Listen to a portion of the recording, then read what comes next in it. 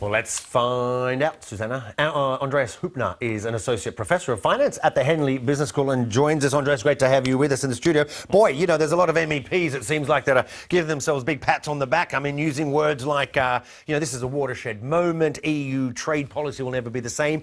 I'm wondering, who's the biggest winner here? Is it the EU or is it Canada? I would say both are winners, but the biggest winner clearly is Canada. So Canada now will have access going forward to NAFTA, North American market, and to the European market. And Europe certainly is a winner. I mean, following 2016, that is a success for Europe, and most MEPs are very much in favor. The biggest winner within Europe, I think, is France, because the direct relationship to basically the French-speaking Canadian area. Ah, that's a very good point. Now, that's it. Are we here? Are we there? I mean, is it done and dusted, or it's still going to be ratified? Am I right? By a lot, all the members. We know what happened in Belgium, didn't we? Well, that's right, but that wasn't even the big Belgium. That was little Belgium, wasn't it? That was actually the French-speaking part of Belgium. Well, we're not fully there. As with the European Union, there is member parliaments and then even region parliaments having to ratify everything.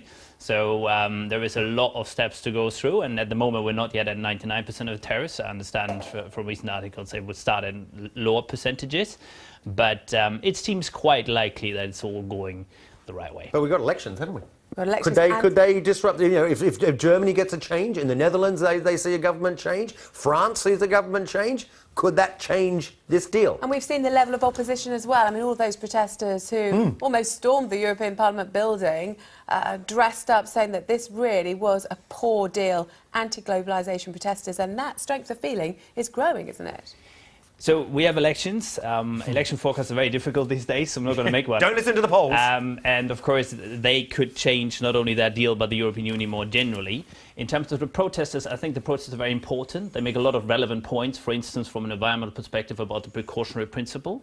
If you ask the protesters, though, if they had to pick one of the deals, CETA or TTIP, I think nearly everybody would take CETA. Okay. So essentially, some of their concerns have been heard. The deal has been made better from their perspective, at least to a degree, and the protests will continue, but it's certainly the better deal for Europe of the two available deals. There are some suggesting that this is such a good deal that the model of it, we should look says the Australian, the Brits should be looking at it as a possible model to use, a trade model for when Brexit happens.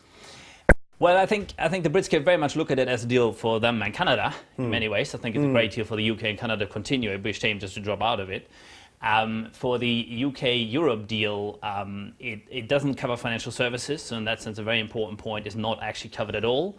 The same question is then, does Europe see it as a potential deal, or do they more look to Switzerland or Norway as potential copycat deals? And so I don't really think it's relevant in that context. Let's hope it also doesn't take 8 years or more to negotiate. I hope not.